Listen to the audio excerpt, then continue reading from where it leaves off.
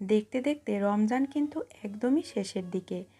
আলহামদুলিল্লাহ আজকে ২০ রোজা শেষ করলাম। তো এখন এই পর্যায়ে কিন্তু সবাই কম বেশি ঈদ আয়োজনে ব্যস্ত থাকি। তো আমার কাছে যেটা মনে হয়, সব খাওয়ার পরে শেষ পাতে যদি মিষ্টি দই না হয় তাহলে কিন্তু ঈদ জমেই না।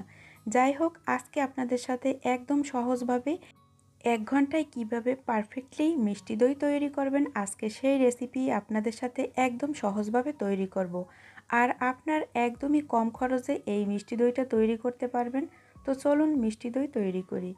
আজকে মিষ্টি দই তৈরি করার জন্য এখানে আমি ৩ কাপ পানি নিয়েছি, আর নিয়েছি মাত্র ৫০ টাকা দামের যে ডানো প্যাকেট আছে, সেই ডানো প্যাকেট দিয়ে আজকে এই মিষ্টি দই তৈরি করব। আপনারা চাইলে যে কোনো ব্র্যান্ডের দুধ দিয়ে এই মিষ্টি দইটা তৈরি করতে পারেন। এখন এখানে প্রায় ১ কাপ পরিমাণ গুঁড়া দুধ নিয়েছি। আর এই গুঁড়া দুধ আপনি চাইলে আরেকটু বাড়িয়ে দিতে পারেন। এখন ১ কাপ গুঁড়া দুধের জন্য ৪ কাপ পানি প্রয়োজন হয়। তো এখানে আমি ৩ কাপ পরিমাণে পানি দিয়েছি। তো এখন ভালোভাবে এটা নেড়েচেড়ে, যেন কোনো দলা না থাকে সেইভাবে নেড়েচেড়ে তারপরে মিশিয়ে নেব ভালোভাবে। এখন নেড়েচেড়ে অপেক্ষা করছি দুধে বলক আসা পর্যন্ত। তো একবারে চুলার আঁচ বাড়িয়ে দিয়ে আমি এই দুধটা জাল করব না, মিডিয়াম টু লো আছে দুধ জাল করব। এতে কিন্তু বেশি সর পড়বে না, আর দুধের থিকনেসটাও ভালো থাকবে। তো এখন ভালোভাবে একটু নেড়েচেড়ে নেব, দেখতে পাচ্ছেন। আর আপনারা চাইলে কিন্তু এই গরুর দুধ দিয়েও এই দইটা তৈরি করতে পারবেন। এখন আমি মিষ্টির জন্য দিয়েছি 1/2 কাপ পরিমাণে চিনি। আপনারা চাইলে মিষ্টির পরিমাণটা আরেকটু বাড়িয়ে কমিয়েও দিতে পারবেন। তো এখন আরও 5 থেকে 7 মিনিট আমি জাল করে চুলাটা বন্ধ করে দিয়েছি। আর এইদিকে সুন্দর একটা দইয়ের লুক আনার জন্য ক্যারামেল তৈরি করে নিতে হবে। ক্যারামেলের জন্য দিয়ে দিয়েছি 2 টেবিল চামচ চিনি আর সামান্য একটু পানি। আর ক্যারামেল যখন তৈরি করবেন তখন কিন্তু চুলার আঁচ একদম হাই করে দিয়ে ক্যারামেল তৈরি করবেন না। সেক্ষেত্রে কিন্তু আপনার ক্যারামেলটা পুড়ে যাবে, আর দইটা দেখতেও ভালো লাগবে না, আর খেতে তিতো লাগবে। যখন চিনিটা এরকম মেল্ট হয়ে যাবে তখন চুলার আঁচটা মিডিয়াম টু লোতে রাখবেন। এরপরে একটু পরে পরে নেড়ে দেবেন।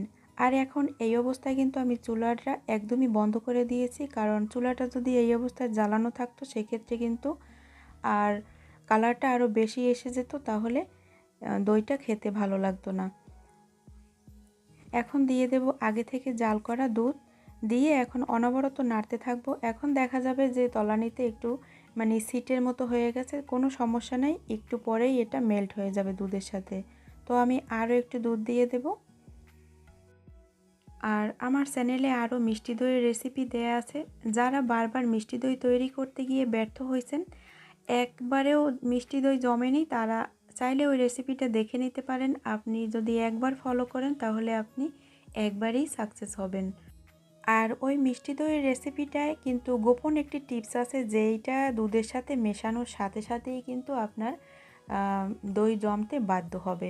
তো আমি ডেসক্রিপশনে দিয়ে দেব, চাইলে আপনারা দেখে নিতে পারেন। এখন সুন্দর একটি ফ্লেভারের জন্য দিয়েছি 2 টুকরা এলাচি। তো এটা আমি আরও 2 মিনিট জাল করার পরে উঠিয়ে ফেলে দেব। এতে খুব সুন্দর একটি ফ্লেভার পাওয়া যায়। তো আমি আরও 4-5 মিনিট জাল করে নিয়েছি, এখন চুলাটা বন্ধ করে দিব। আর এই মিষ্টি দই পাতার জন্য এখানে আমি 1/2 কাপ পরিমাণে টক দই নিয়েছিলাম বীজ হিসাবে। তো এখন পানিটা একদমই সেকে গেছে, তো এটাকে ভালোভাবে একটু মিক্স করে নেব। আর আপনারা যদি টক মিষ্টি খেতে চান, মানে একটু টক একটু মিষ্টি দইটা এরকম খেতে চান, তাহলে টক দইয়ের পরিমাণটা আরেকটু বাড়িয়ে দিবেন। তাহলেই এরকম টক মিষ্টি হবে দইটা, আর খেতেও খুব ভালো লাগবে। তো এখন ভালোভাবে এটাকে একটু ফেটিয়ে নিয়েছি। আর বন্ধুরা, আমার চ্যানেলে যদি আপনারা নতুন এসে থাকেন আর আমার ভিডিও যদি আপনাদের ভালো লেগে থাকে, তো এরকম মজার মজার রেসিপি পেতে চাইলে আমার চ্যানেলটি সাবস্ক্রাইব করে রাখতে পারেন। আর চাইলে আমার ছোট্ট চ্যানেলটি ঘুরে আসতে পারেন, আশা করি আপনাদের কাছে অনেক ভালো লাগবে। এখন দুধটা ঠান্ডা করে নিয়েছি, আমি আঙুল ডুবাতে পারছি, মানে আঙুল ডুবালে সহ্য করতে পারছি এরকম কুসুম গরম অবস্থায় কিন্তু এই টক দইয়ের সাথে এই মিশ্রণটা মিশাতে হবে।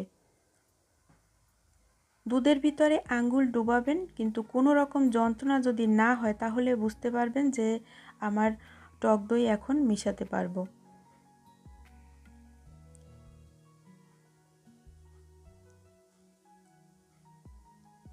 এখন সব কিছু ভালোভাবে আরও একবার মিক্স করে নেব।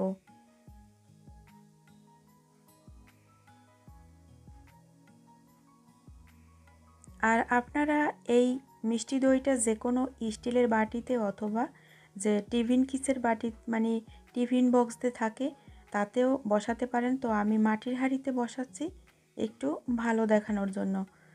তো এখন আমি 2টা বাটিতে সেট করে নেব, একটা হাঁড়িতে আর একটা দইয়ের মালসায়। আর এই যে দইয়ের মালসাটা এটা আমি সনাতন পদ্ধতিতে তৈরি করব। তো এই যে দেখুন এখন একটা ফয়েল পেপার দিয়ে আমি মুখটা সিল করে নিয়েছি আর এইভাবে 7 থেকে 8 ঘন্টা রেখে দেব।